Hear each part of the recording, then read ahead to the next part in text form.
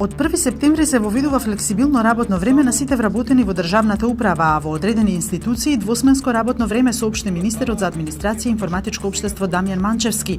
Двосменско работење ќе има во УЈП, Царината, Управата за водење на матични книги, МВР и тоа до 21:30 часот. Беким Поцеста ќе биде новиот директор на Универзитетската клиника за кардиологија на местото на Сашко Кедев, информираат од Министерството за здравство.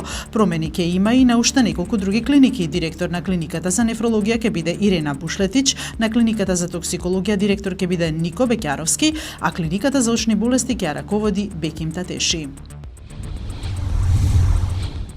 Италија го повика австрискиот амбасадор во Рим откако владата во Австрија порача дека ќе постави воени сили на границата за да го запре мигрантскиот бран.